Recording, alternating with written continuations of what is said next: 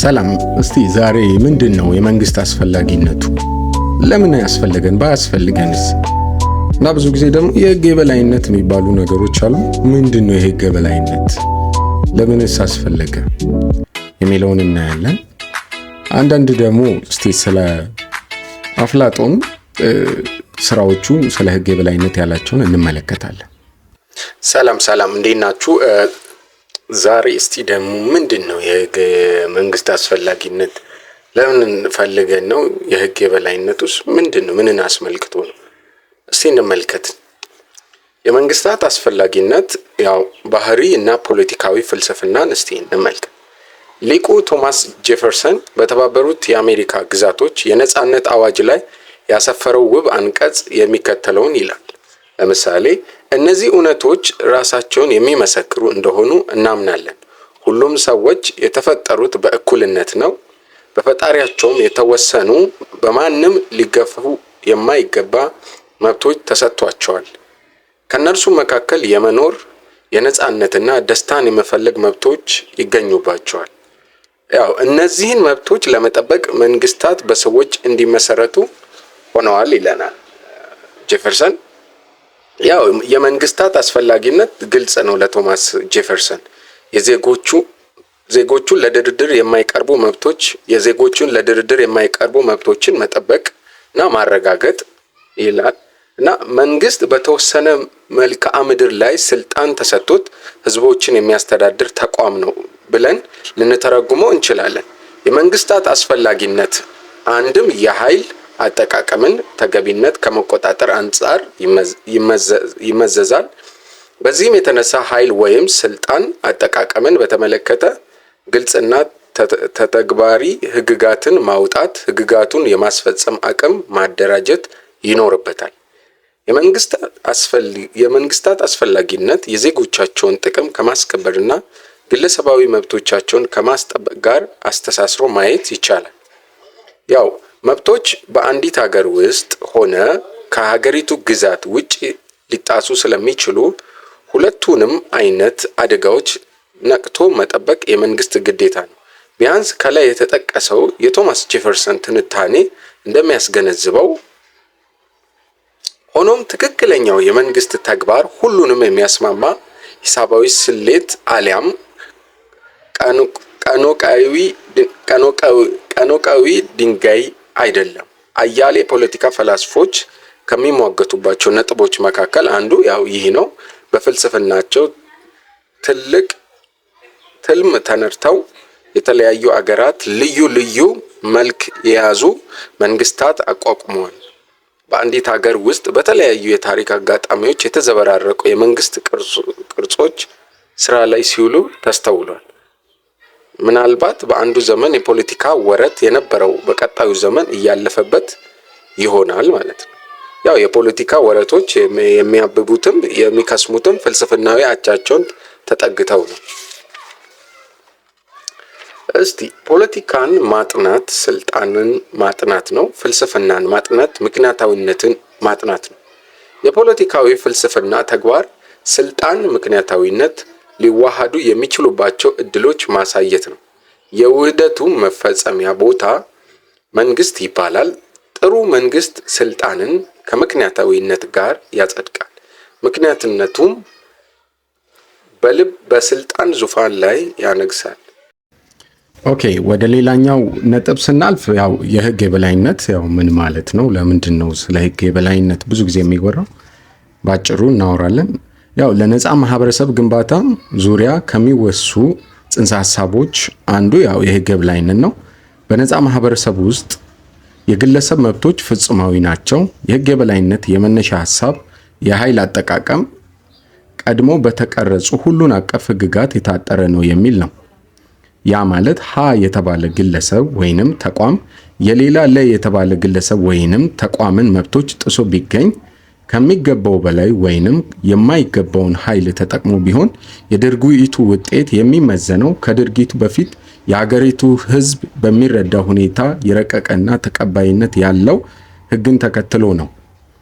ይህ አሰራር ሁሉንም አቀፍ መሆን አለበት ስንል ሀ እና ለ የዳኛ ህግ በተመሳሳይ ሁኔታ ሀና መ ላይ ሊተገበር ይገባዋል እያልን ነው ማለት ነው።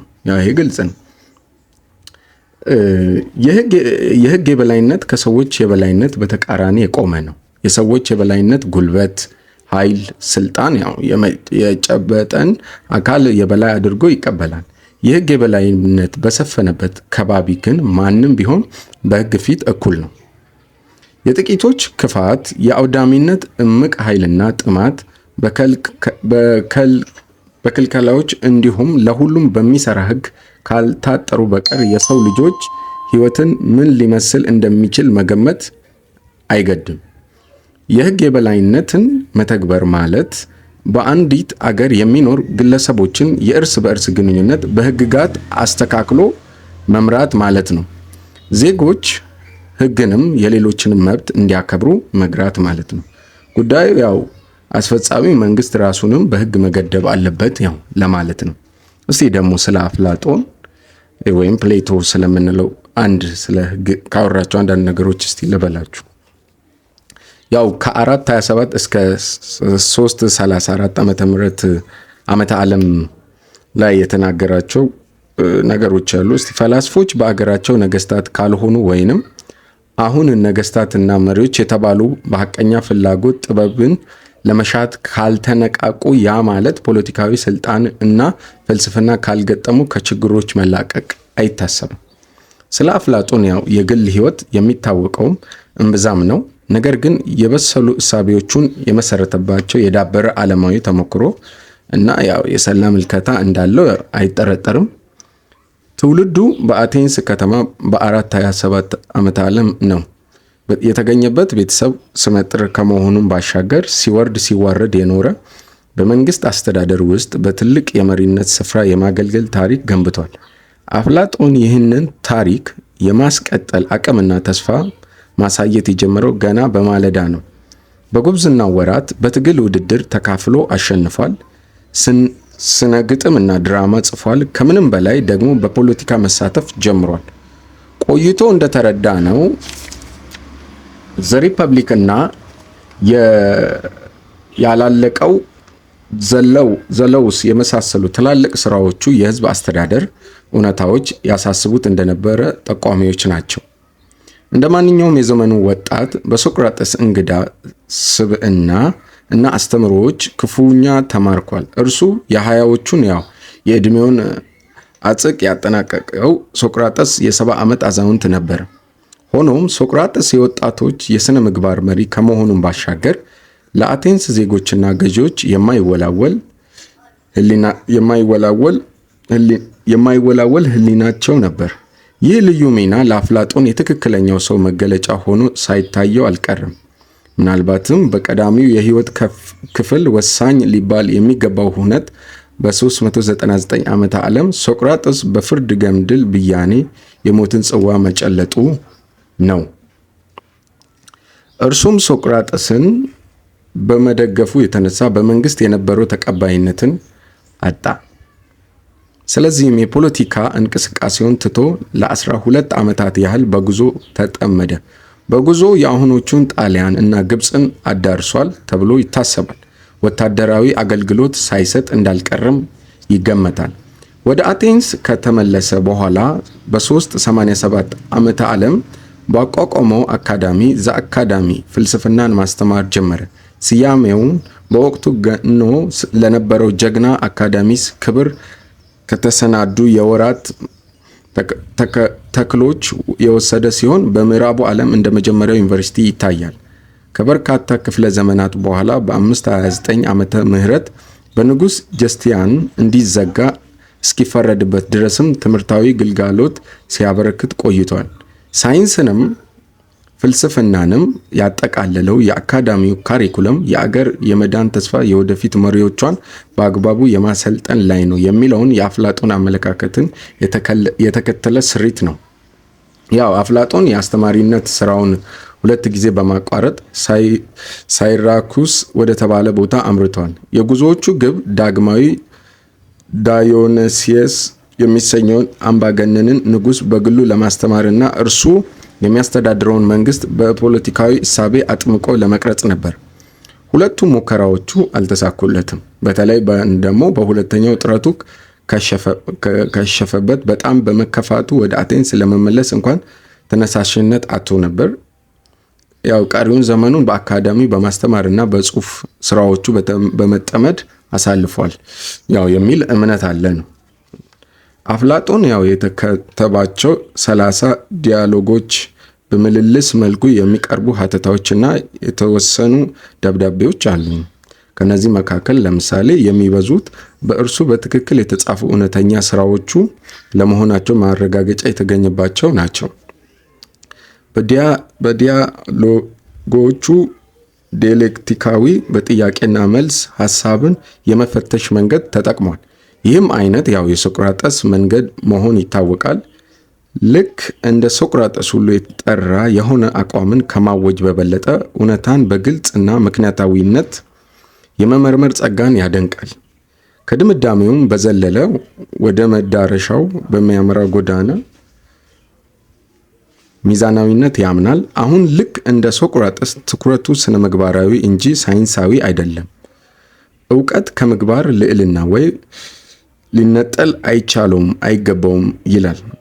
ያው ትክክል የሆነ ሁሉ እውነት ነው። ከዚህ ሁሉ በላይ ደግሞ የአፍላጦን ዲያሎጎች ዋነኛ ባለታሪክ ሶቅራጠስ ነው። በእርግጥ በአፍላጦን ዲያሎጎች የተሳለው ሶቅራጠስ ምን ያህል ትክክለኛ ነው የሚለውን ጥያቄ አስረግጦ ለመለየት ያው የሚያዳግት ነገር ነው። አፍላጦን ስለ ታላቁ አስተማሪው ሲያወራ ምን ያህል ታሪካዊ እውነት እንደያዘ ማረጋገጥ አይቻልም። ሶቅራጠስን ለራሱ እሳቤዎች ማስተላለፊያ ገጸ ባህሪነት ተጠቅሞበት እንዳልሆነ አፉን ሞልቶ ለመናገር ያው ያዳግታል። የአፍላጦን ዋና አበርክቶ ወይም አስተዋጽኦ ባለ ሁለት ገጽታ ነው። በአንድ በኩል የሐሳብ ሀልዮቱን ሲያስረዳ ከስሜቶቻችን የግንዛቤ አቅም በላይ የሆነ እና ለንጹህ ነፍስ ብቻ የሚታወቅ የእውነታ ዓለም መኖሩን እንደሚያምን ገልጿል። እውነታውን መጨበጥ የፈላስፋ ልዩ ግዴታ ሲሆን ለሰው ልጆች በጠቅላላ ደግሞ ትልቁ የደስታ ምንጭ ነው ይላል። ከዚህ የሐሳብ ሀልዮት ብዙም ሳይርቅ ሌላኛው የፍልስፍና ዋልታ ይገኛል። ነፍስ ከውልደት በፊት ስለመኖሯ እና ከሞት ወዲያም ስለመጥፋቷ ያለው እምነት ነው። እስቲ ስራዎቹን እንመልከት። ዘ አፖሎጂ፣ ክሪቶ፣ ፌዶ የተባሉ እሙር ስራዎቹ የሶቅራጠስን ችሎታና ፍርድ ዋነኛ ጭብጣቸው አድርገዋል።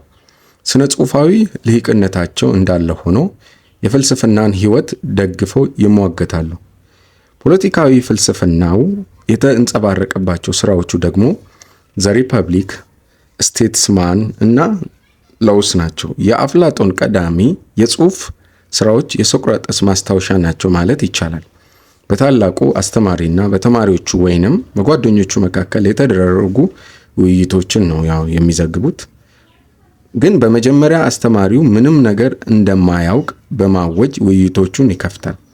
ከተለመዱት የጊዜው እሴቶች ጋር የተቆራኙ ጥያቄዎች ይሰነዘራል። ነገር ግን ጥያቄዎቹ በጣም ስልስ ስለነበሩና ከውይይቶቹ ተሳታፊዎች አጥጋቢ ምላሽ ማግኘትም ስለሚያዳግት ሶቅራጠስ የራሱን ሐሳቦች መሰንዘሩ አይቀርም። በአፍላጦን ዘመን የአቴና የከተማ መንግስት ከታላቅነቷ እየወረደች ቁልቁል መጓዝ ጀምራለች። ከተቀናቃኛው ስፓርታ ጋር ጦርነት ገጥማ ተሸንፋለች። ይህም የአንድ የዘመን በር እንደ መዝጋት ያለ መደምደሚያ ነበር። ውድቀት የጀማመራት ግን ከጦርነቱም በፊት ነበር። በስፓርታ መሸነፏ ከተራ ውጊያ በላይ ትርጉም ነበር።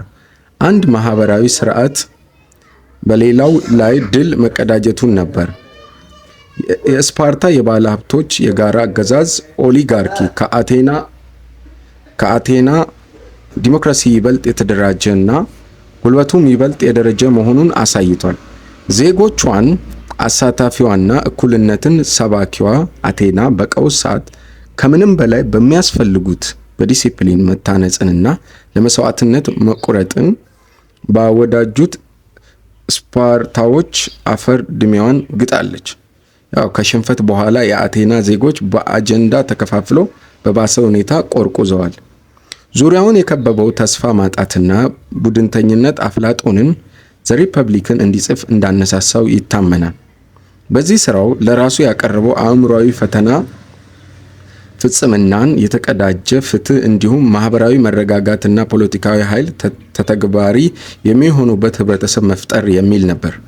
ቢያንስ በተወሰነ ደረጃ ሐሳቡን በአሸናፊዎቹ ስፓርታዎች ላይ መመስረቱ አልቀረም። የስፓርታ ኦሊጋርኪ አጽንዖት የሚሰጠው ለወታደራዊ እሴቶች ሲሆን ይህንን በቸልታ አልፎታል። እርሱ ሊቀርጸው የተሻለ ማህበረሰብ መሪዎቹ ነገስታትም ፈላስፎችም የሚሆኑ ስራቸውም ፍትህን ስርዓትንም ማስፈን የሆነ ናቸው ያለው ማህበረሰብ በዚህ መልኩ ዳግም ለማዋቀር መሻት በእርግጥም ምናባዊ ጀብደኝነት ነው።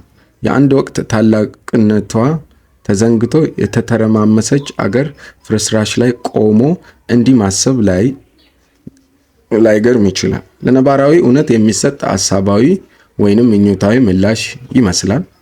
ያው የአፍላጦኗ አቴና ግራ ራሷን እንደገና ልትገነባ የምትችልበት አቅም አልነበራትም። ያው ለዛሬ በቃናል። በሚቀጥለው እስቲ የብሉይ ዘመን የፖለቲካ ፈላስፎችና ዘ ሪፐብሊክ የተባለውን የአፍላጦን መጽሐፍ እናየዋለን። ቀጥሎ ደግሞ የፍጹማዊ ስርዓት ወይም ዩቶፒያ የምትለዋን እናያለን ማለት ነው። ለዛሬ በቃል ሰብስክራይብ አድርጉ። ባይ